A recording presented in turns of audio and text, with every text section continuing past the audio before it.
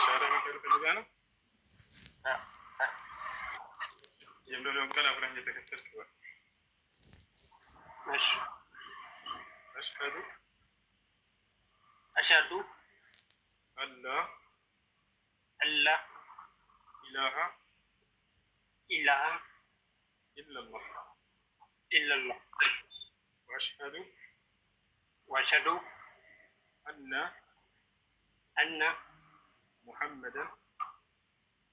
ሙሐመደን ረሱሉላህ። ማሻአላህ ጨርሰሃል። አሁን ያልከው ቃል የሸሃዳ ቃል ወይም የምስክር ቃል ይባላል። ትርጉሙ አሽሀዱ አን ላ ኢላሀ ኢለላህ ማለት እነሆ ከአላህ በስተቀር የሚመለክ ሌላ አምላክ የለም ብዬ መሰክራለሁ ማለት ሲሆን፣ ወአሽሀዱ አነ ሙሐመድን ረሱሉላህ ማለት ደግሞ ሙሐመድም የአላህ መልእክተኛና ነቢይ ናቸው ብዬ መሰክራለሁ ማለት ነው። እዚህ በኋላ አንድ ሰው እስልምና ሲቀበል ከአላህ ዘንድ ምን ያገኛል ወደሚለው እንምጣ። የመጀመሪያ የሚያገኘው በቀደመበት ቀን ያለፈ ኃጢአቱን ሁሉ አላህ ይቅራል፣ ኃጢአቱን ያነጻል፣ የነበረበትን ሁሉ ወንጀል አያስብበት። አላህ ቃል በቃል ሲናገር ኩል ለዚነ ከፈሩ እየንተሁ ይግፈር ለሁም ማ ቀድ ሰለፍ። ሙሐመድ ሰዎችን ካሉበት ክህደት ቢቆጠቡ ያለፈው ኃጢአታቸው ይማራል ንገራቸው ይላል። በቀጣዩ ዓለም ምን ቃል ገብቶለታል? ሙስሊም ለሆነ ሰው ከተባለ ቃል በቃል ላይ ገነት እንደሚያስገባቸውና በእርሷም ውስጥ የዘላለማዊ ሕይወት እንደሚሰጣቸው ተናግሯል። ምን ይላል በሱራ ሉቅማን ላይ? ኢነ ለዚነ አመኑ ወዐሚሉ ሷሊሓት ለሁም ጀናቱ ነዒም ኻሊዲነ ፊሃ ወዕደ ላሂ ሐቃ ወሁወል ዐዚዙል ሐኪም ይላል። እነዚያ በእኔ በአላህ አምነው መልካምን የሰሩትን ገነትን አስገባቸዋለሁ በእርሷም ውስጥ ለዘላለም ዘውታሪዎች ሲሆኑ ይህም የእኔ አምላካቸው የአላህ ቃሌ ነው አለ። ቃል ገብቷል። ወዐደ ላሁ ለዚነ አመኑ ወዐሚሉ ሷሊሓት ጀናት ይላል። እነዚያ አምነው መልካም የሰሩትን ገነትን ቃል ገብቼላቸዋለሁ እኔ አምላካቸው አላህ እያለ ይናገራል። ወበሽር ለዚነ አመኑ ወዐሚሉ ሷሊሓት አነ ለሁም ጀናት ይላል። ሙሐመድ ሆይ እነዚያን ያመኑትንና መልካም የሰሩትን ለእነርሱ ገነት እንዳለችላቸው አብስራቸው ከወዲሁ ምድር ላይ እያሉ ይላል። ምድር ላይ እያለ ገና ተነግረዋል። ወደፊት ገነት አንድ ሰው በአላህ ስብሐነ ወተዓላ መንገድ ላይ ካመነና እርሱን በብቸኝነት ከተገዛ በእርሱ ላይ ቅንጣትን የማያጋራ ከሆነ ማለት ነው። ይሄ ነው። እሺ ማሙሽ ካለህ የተናንሳውና ምን ማድረግ እንዳለበት ከዚህ በኋላ ደግሞ እንንገርህ።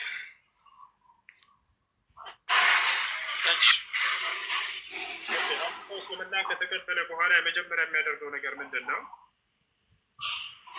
በሶላት ዝግጁ ያደርግ ዘንድ ሻወር ይወስዳል። ስለ ሶላት አሰጋገድ በመማር ሶላት መስገድን ይጀምራል።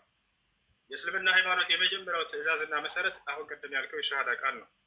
ከአንዱ አምላክ ከአላህ በስተቀር በእውነት የሚመለክ ሌላ አምላክ የለም ብሎ መመስከር። ሁለተኛው የእስልምና ትዕዛዛትና መሰረት ለዚህ ላመንከውና ለመሰከርከው ለአንዱ አምላክ ብቻ አምልኮ መፈጸም ነው። በእርሱ ላይ ቅጣት ይሆናል። ስለዚህ ሶላት መስገድን ትጀምራለህ። ስለ ሶላት አሰጋገድ ተምረህ ማለት ነው። ከዚያ በኋላ አላህ ስብሐነ ወተዓላ ያዘዘህን እና የከለከለህን ነገር በመማር በእርሱ ሕግና ስርዓት ላይ መኖር እስከ ሞት ፍጻሜ ድረስ هذا هو الإسلام። ይህ ነው ኢስላም። ይህ ነው ነቢያቶች በትውልዶቻቸው ያስተማሩት። እሺ ቢንት ሙስሊም የምትለዋለች ከላይ ፎሎ አድርጋት። እስላማዊ ግሩፖች የምትማርበት አስገባለች። ስምህን መቀየር የምትፈልግ ከሆነ መቀየር ትችላለህ። ካልፈለግኩም መብትህ ነው። ስሙ መቀየር የሚያስፈልገው አለ። አይ መቀየር እፈልጋለሁ ካልክ ያንተ ምርጫ ነው። ኦኬ ችግር የለም። ስም ራሴው ቀይራለሁ። ችግር የለም። አብሽር። እሺ መርሐባ። ሰላም አለይኩም ወራህመቱላሂ ወበረካቱ። ወአለይኩም ሰላም ወራህመቱላሂ ወበረካቱ። በውስጥ ጽፍልሃለሁ እንድመልስልኝ አሁን ሻሃዳ ያስከውልሽ። እስላማዊ ግሩፖች እንድትገባ ዘንድ ከላይ ያለችው ቢንት ሙስሊም የምትለዋን ፎሎ አድርጋት። እስልምናን ተቀብላችሁ ሻሃዳ ይዛችሁ ትምህርት ያልጀመራችሁ ልጆች ካላችሁ ቢንት ሙስሊም የምትለዋን ፎሎ አድርጋት። እሷ ግሩፕ ላይ ታስገባችኋለች። ወንዶች ለወንዶች አለ፣ ለሴቶች ለሴቶች አለ። እሺ ቲጂ ሰላም ብያለሁ። እንዴት ነሽ ቲጂ? ቲጂ የቆቦዋ ሰላም። ሚውት አድርጋችኋት ከሆነ ሚውቱን አንሱላችሁ። ሄሎ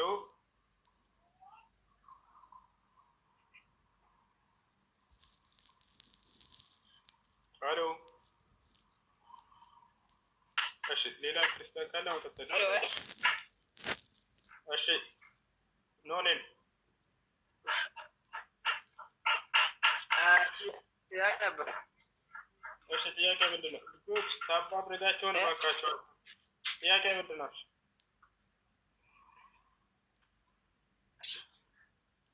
ሱና ምን እንደሆነ ልትነግረን ትችላለህ?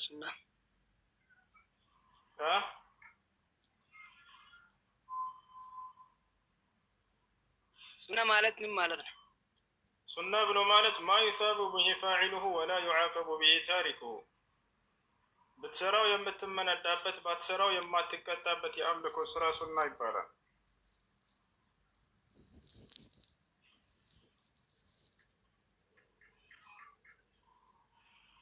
ረሱል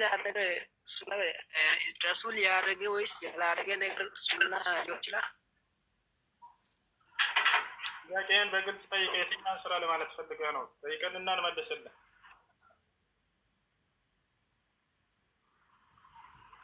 አይደለም። ለምሳሌ አሁን አንድ ነገር ሱና ከተባለ ግን እሱ ሱና ነው ካለ ሱና ማለት እንችላለን። ትችላለህ። አላደረገም ግን እርሳቸው ያላደረጉትን ነገር ለማለት ፈልገህ ነው? አዎ። እሺ ሱና ብሎ ማለት ቅድም እንዳልኩህ ነው። ሱና ለሶስት ይከፈላል። السنة أو الحديث تنقسم إلى 3 أقسام: سنة قولية وسنة فعلية وسنة تقريرية. سنة قولية ينقر سنة فعلية يتكبر سنة تقريرية يمازرق ሱና ቀውልያ ብሎ ማለት የንግግር ሱና ብሎ ማለት ነቢያችን ሰለላሁ ዐለይሂ ወሰለም የተናገሩት በሐዲስ ላይ የሚገኝ ማንኛውም ነቢዩ ሰለላሁ ዐለይሂ ወሰለም እንዲህ አሉ ተብሎ የተገለጸው ሱና ቀውልያ ይባላል። የዚህ አይነቱ ሐዲስ አመጣጡ በሐዲስ ላይ ለምሳሌ عن أبي هريرة رضي الله عنه قال قال رسول الله صلى الله عليه وسلم، أو عن أبي هريرة رضي الله عنه قال سمعت رسول الله صلى الله عليه وسلم يقول كذا وكذا.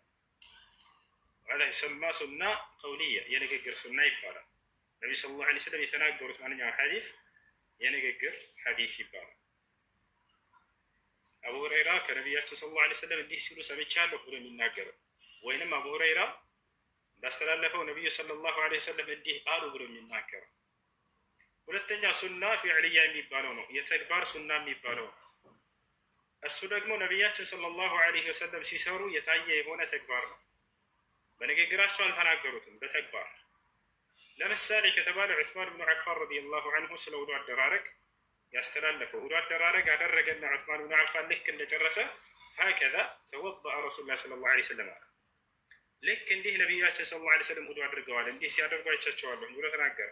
ሲሰሩ የታዩት የሆነ ተግባር ምን ይባላል? ሱና ፊዕልያ የተግባር ሱና ይባላል። ሶስተኛው የሱና አይነት ምንድነው? ሱና ተቅሪርያ የማስደቅ የሆነ ሱና። ይሄኛው ደግሞ አንድ ሶሐባ ሲሰራ አይተውት ነቢያችን ሰለላሁ ዐለይሂ ወሰለም ያጸደቁለት ይሄ ስራ ወለም ዩንከር ዐለይሂ በዚያ በሰውዬ ላይ አላወገዙበትም ነቢያችን ሰለላሁ ዐለይሂ ወሰለም። ወሃዛ ዩሰማ ያኒ ሱና ተቅሪርያ። አልተናገሩትም፣ ልብ በሉ፣ እንደመጀመሪያው እንደ ሱና ቀውልያ አልሰሩትም እርሳቸው። ነገር ግን የሆነ ሶሐባ ከፊታቸው ሲሰራ ታየ። ያን ነገር ነቢ ሰለላሁ ዐለይሂ ወሰለም ወይ አጸደቁለት ወይንም አላስተባበሉበትም። ክፉ ቢሆን ኖሮ ዝም አይሉትም፣ ያስተባብሉ ነበር። ይሄን አትስሩ ይሏቸዋል። የዛኔ ተወገዘ خلاص። ወይንም ደግሞ ሲሰራ ታየና ነቢያችን ሰለላሁ ዐለይሂ ወሰለም አጸደቁለት መልካም ነገር እንደሆነ፣ ይሄ ሱና ተቅሪርያ ይባላል። ይሄ ነው።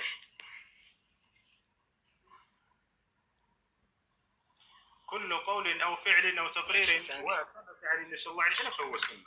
هذه قاعدة خذوها. كل قول أو فعل أو تقرير ثبت عن النبي صلى الله عليه وسلم هذا سنة. الشيء يا كان لك. السلام عليكم. السلام عليكم. السلام عليكم السلام. يسمى الله. እሺ ጥያቄ የመጀመሪያው በሶስት ነገር ማለት የእስልምናን የተቀበለ ሰው በሶስት ነገሮች ለምሳሌ ተገዶ ለሴት ለወንድ ብላ ወንድ ለሴት እንደዛ ሶስት ነገሮች በዚህ ነገር የሰለመ ሰው ተቀባይነት የለውም የሚል ነገር ሰምቼ ነበረ። እንዴት ነው ይህ ነገር የሚታየው? የሚጮህ ድምፅ ያለው ማን ጋር? እኔ ጋር አይደለም፣ እኔ ጋር ጸጥታ ነው። እሺ ከማን ጋር? እሺ ጥያቄህን እንደገና አድርገህ አገኝ ዘክሽ።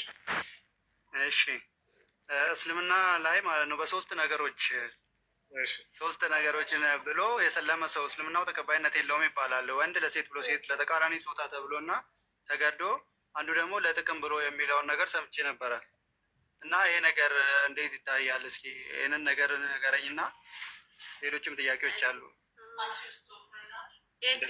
እንደዛ የሚል የለም፣ እንደዛ የሚል የለም።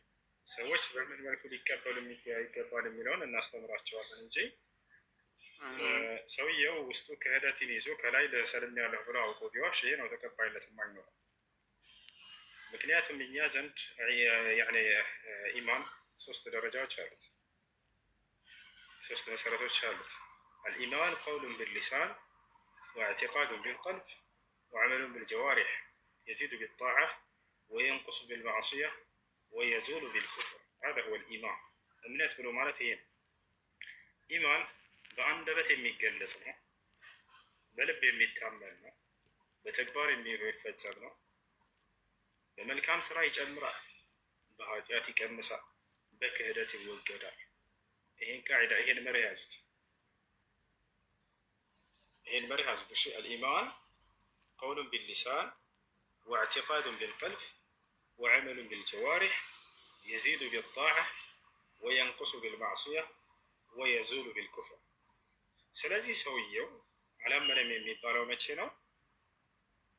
ከልቡ ሳያምን ከላይ አምኛለሁ ብሎ ቢናገር ወይንም ሰዎች አስገደዱት። እንዳልከው የሁለት ያኛው እንዳልከው ምን አደረገ?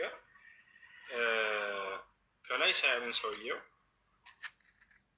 እመንና በቃ ብለው አስገደዱት። ማመን አልፈለግም። ለእነሱ ሲል ቢናገር ይህን ሰውዬ ሳያምን ውስጡ ይህ ሰውዬ አዎ እምነት ተቀባይነት የለውም አልፈለገም እና ለማሩ ያ ነው። እሺ ለባል ብሎ ለሚስት ብሎ የሚለው በዚያ መንገድ መሆን የለበትም። ሰዎች እስልምናን እንዲቀበሉ ስታደርጉ ጊዜ የነብያት መንገድ መሆኑን አውቀው አምላክ በነብያት በኩል የደነገገው ብቸኛ መለኮታዊ መሆኑን አውቀው እንዲሰልሙ አድርጓቸው እንጂ ለባልና ለሚስት ተብሎ መሆን የለበትም ነው። ነገር ግን አንዲት ሴት ለእሱ ብላ ሰለመች ይልባል። እዚያ በኋላ ግን እስልምናን ስታየው ጊዜ አመነችበት፣ ወደደችው፣ በዚያው ጸናች። እቺ ተቀባይነት የላትም አላት እንጂ ወንዱም በዚሁ አንጻር ልክ እንደ ያ ነው። እሺ ለጥቅም ብሎ የሰለመ ያልከው ልክ ነው። ምንም አይፈልግም። ጥቅም ብሎ ብቻ ዝም ብሎ ሰለምኩኝ አለ። ገንዘቡን ተቀበለና ዘወር አለ። ይሄ ሰው ሰልሟል ወይ? እና ይሄ ሰው አልሰለም። ነገር ግን ይሄ ሰውዬ ጥቅምን ብሎ ሰለመ ልበል ለምሳሌ ጊዜ በኋላ ግን እስልምና ሲያይ ጊዜ እውነት መሆኑን ተረዳ። በዚያው አመነበት፣ ውስጥ ጸናበት። ይህ ሰው የተቀባይነት አለው ወይ? አዎ አለው አለው። ከመቼ ጀምሮ? አምኖበት መኖር ከጀመረበት ጊዜ ጀምሮ። ሳያምንበት ገንዘብ በተቀበለበት ጊዜ አለ። እሺ ለምሳሌ ኒካቸውን ይለያል። ለምሳሌ አሁን ኒካ ሊያስሩ ይችላሉ። እቺ ልጅ እሱም ብላ ይሆናል፣ እሱም ብላ ሊሆን ይችላል። ኒካ ያሰረችው ከሆነ ችግር የለውም። ከዛ በኋላ ሻሃዳ ይዛና ምናበት ሰልማ ከሆነ እሺ። ሁለተኛ ጥያቄ ልቀጥል? እንዳቀጥል ጀምር። እሺ ቤተሰቦቼ ጋር እኔ በራሴ ማለት ነው ንብረት ነበር። ፋዘር የለም። ፋዘር ሲሞት ንብረት ክፍፍል ተብሎ ነበር እና ስለ ንብረት ክፍፍል ላይ እኔ ሸሪያዊ በሆነ መንገድ ስል፣ ሌሎቹ ቤተሰቦች ደግሞ ሸሪያ አንፈልግም፣ አብዛኞቹ ሴቶች ናቸው፣ በህግ ይሆንልን አሉ እና እኔ በቃ በእነሱ በድምፅ ብልጫ ተወሰነ። ያንን በህግ ተካፍዬ የሚደርሰኝን ወሰድኩኝ ማለት ነው። ስለዚህ በእኔ በኩል የሚያስጠይቀኝ ነገር አለ? ይሄ ነገር እስኪ አያስጠይቅህም። አንተ በሸሪዓዊ መንገድ እንከፋፈላል፣ እነሱ አይሆንም ብለው ያኔ አስገደዱህ በዚያ እንድትሄድ። የዛኔ አንተ ያለብህን ግዴታ ተወጥተሃል፣ እነሱ ናቸው የሚጠየቁት። እሺ ሌላው ጥያቄ ደግሞ ከነጃሳ ጋር ከነጀስ ጋር አሁን የእንስሳት ሽንት እና እንትን ምናምን እንዴት ነው ይህን ነጃሳነቱ ነጅሳል ወይ የሚለውን ነገር እሱንም ካካና ሽንት ይነጅሳል ወይንስ አይነጅስም በሚለው ጉዳይ ላይ አንድ ቃዒዳና መርህ ልስጣችሁ። በዚያ መሰረት የሁሉንም ማወቅ ትችላላችሁ። ማንኛውም ስጋው የሚበላ እንስሳት ሽንቱና ካካው አይነጅስም። ማንኛውም ስጋው የማይበላ እንስሳት ሽንቱና ካካው ይነጅሳል።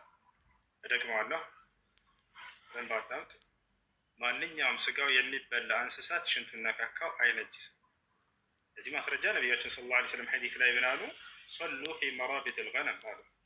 በፍየል መኖሪያ ጋት ውስጥ መስገድ ትችላላችሁ አሉ። ይህ የፍየል ጋት ማለት ሽንቱና ካካው እዛ ይኖራል አይደለ? እንደማይነጅስ ያሳየናል ይህ ሐዲስ። ስለዚህ ማንኛውም ስጋው የሚበላ እንስሳት አይነጅስም ሽንቱና ካካው። ስጋው የማይበላ ከሆነ ግን ይነጅሳል። እሺ ያ ነው። አሁን ጥያቄ ልጠይቀህ ነው ወንድማችን፣ የዶሮ ሽንት ይነጅሳል አይነጅስም? አሁን በነገርኩህ መርህ መሰረት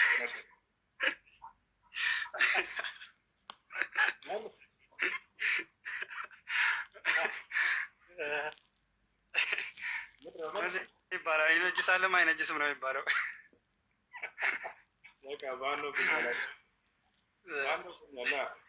እሺ ሌላ ጥያቄ ያለው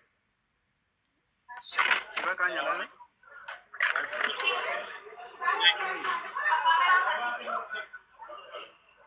ሰላም አለይኩም። ሰላም ነው ኡስታዝ። አንድ ሁለት ጥያቄ ነበረኝ። የመጀመሪያው ስለ ነሺዳ መጠየቅ ነው የፈለኩት እና እዚህ እኔ የምሰራበት ቦታ ያው ወደ ሞባይል ቤት አካባቢ ነው እና አንዳንድ ቦታ ያው ነሺዳ ያለው እንትን ክላሲክ ያለው ነሺዳ እና የሆነ ክላሲክ የሌለው ነሺዳ ይባላል እና አንዳንድ ኡስታዞች ልጅ ስጠይቃቸው ማለት ነው ክላሲካ ያለው አይፈቀድም፣ ክላሲካ የሌለው ይፈቀዳል የሚሉት ነገር አለ። ይህ ነገር እንዴት ይታያል?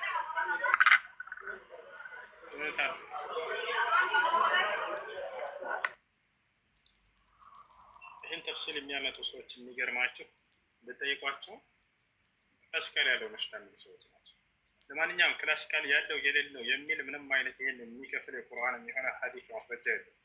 አስለን በመሰረቱ ነሽዳ የሚባል ነገር በኢስላም አይፈቀድም። በቁርአን የሆነ በሐዲስ ላይ ነሽዳን በሉ የሚል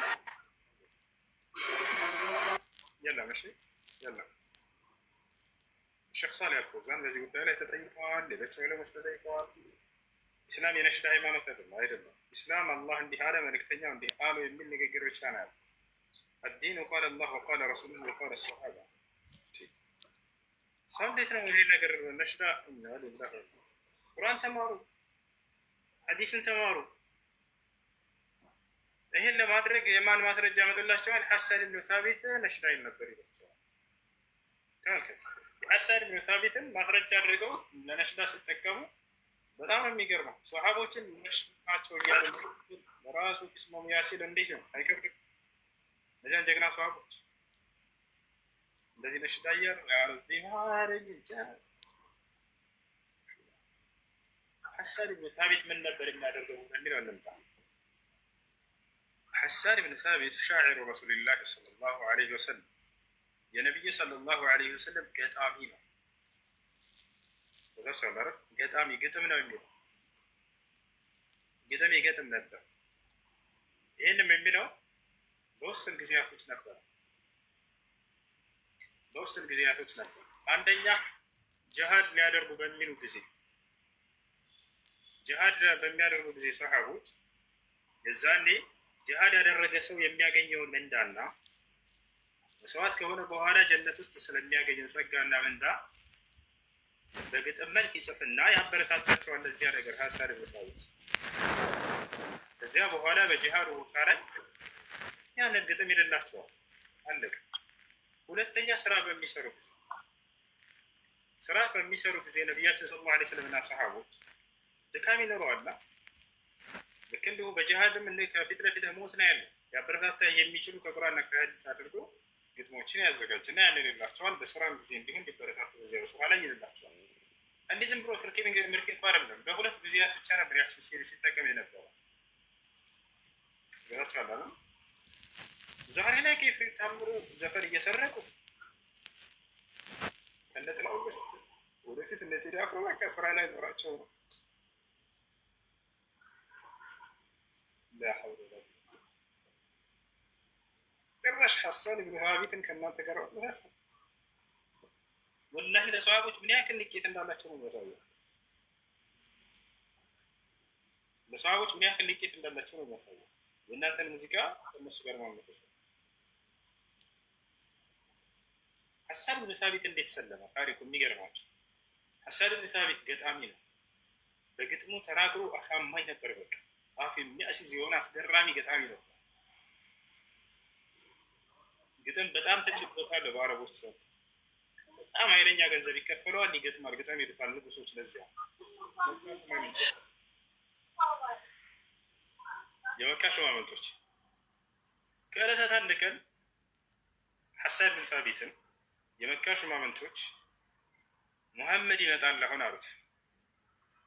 በሚመጣ ጊዜ ራሱን የሚያስደፋ ጭንቅላቱን ዝቅ የሚያስደርግ ግጥም ግጠመልን እንሸልመሃለን አሉት። እሺ አለ ሐሰን ብን ሳቢት፣ ተስማማ። የዛኔ ካፊር ነበር፣ አልሰላም ገና። እንኳን ብላችሁ ሆይ ነው ዝቅ የሚያደርግና ጭንቅላቱን የሚሰብር የሚያስደፋ ግጥም እገጥምላቸዋለሁ አላቸው። አያውቃቸውም። ከዛ በፊት በወሬ ብቻ ነው የሰማው። ስለ እርሳቸው ጠልቷቸዋል። አዲስ መንገድ አምጥተው ምናምን እያለ ስማቸውን ሲያጠፉ ቆይተዋል። ልክ ዛሬ ላይ ከቁርአን አምላኪዎች ዋሃብያ ምናምን እያሉ የትክክለኛ ነብያት መንገድ ላይ ያሉ ሰዎችን ስማቸው እንደሚያጠፉ ማለት ነው። ለማንኛውም ሐሰን ብን ሳቢት ከዚያ ታይቷቸው አያውቅም። ልክ ነቢያችን ሰለላሁ ዐለይሂ ወሰለም መጡ። የመካ ሹማምንቶች ሐሰን ብን ሳቢት በግጥም ነቢዩ ሙሐመድ ሰለላሁ ዐለይሂ ወሰለምን ዝቅ ያደርግልናል፣ ይሰድብልናል ብለው በደስታ እየጠበቁ ነው። ልክ ሲመጣ ጊዜ አያቸው ሐሰን ብን ሳቢት። ሐሰን ብን ሳቢት ልክ ባያቸው ጊዜ ነቢዩ ሰለላሁ ዐለይሂ ወሰለምን ምን ብሎ ገጠመ? ወአሕሰኑ ሚንከ ለም ተራ ቀጡ ዐይኒ ወአጅመሉ ሚንከ ለም ተሊድ ኒሳኡ ኹሊቅተ ሙበረአን ሚን ኩሊ ዐይብን ከአነከ ኹሊቅተ ከማ ተሻኡ። ወዲያው ይሄን የገጠመው ምን ማለት ነው? ወአሕሰኑ ሚንከ ለም ተራ ቀጡ ዐይኒ፣ አይኔ በፍጹም እንዳንተ አይነት ቆንጆ ሰውን አይታ አታውቅም ማለት። ወአጅመሉ ሚንከ ለም ተሊድ ኒሳኡ፣ ሴት እንዳንተ አይነት ውብ ሰውን አልወለደችም ማለት። ኹሊቅተ ሙበረአን ሚን ኩሊ ዐይብን፣ ከነውሮች ሁሉ ንጹህ ተደርገህ ተፈጥረሃል እኮ አላቸው። ከአነከ ኹሊቅተ ከማ ተሻኡ፣ ልክ አንተ በምትፈልግበት መንገድ የተፈጠርክ እስክትመስል ድረስ አላቸው። ወዲያው ተገለበጠባቸው የመካ ሹማምንቶች። ወዲያው መሰከረ ለነብዩ ሰለላሁ ዐለይሂ ወሰለም ይሄ ፊት የእውነተኛ ሰው ፊት እንጂ በፍጹም ሐሰትን ይዞ የመጣ ሰው ፊት አይደለም ማለት። ወዲያው ፊታቸውን አይተው ይመሰክሩ ነበር በጣም በርካቶች። የአይሁዶች ሊቅ አብደላህ ብኑ ሰላም ነብይነቱን ላረጋግጥ እሄዳለሁኝ ብሎ ገና ሲያቸው ምን አለ? ወላሂ ሀዘል ወጀህ ለይሰ ቢወጀህ ከዛብ አለ። ይሄ ፊት የውሸተኛ ሰው ፊት አይደለም፣ በፍጹም የእውነተኛ ሰው ፊት ነው ይሄ ነብይ የያዘው ብሎ ወዲያው የመሰከረ ሰው ማን ነው? አብደላህ ብኑ ሰላም። ሐሰን ብን ሳቢትን ወዲያው ይሄን ግጥም ነው ወደ እርሳቸው ገጠመ። ወዲያው ሻሃዳ እስልምና ተቀበለ ሄደ። ከዚያ በኋላ ነቢያችን ሰለላሁ ዐለይሂ ወሰለም ግጥም ቦታዎች ላይ ግጥም ይሉት ነበር። ይህንን ሐሰን ብን ሳቢትን ዛሬ ለነሽዳቸው ማስረጃ አድርገን ሰዎች አላህ መስላ እሺ እና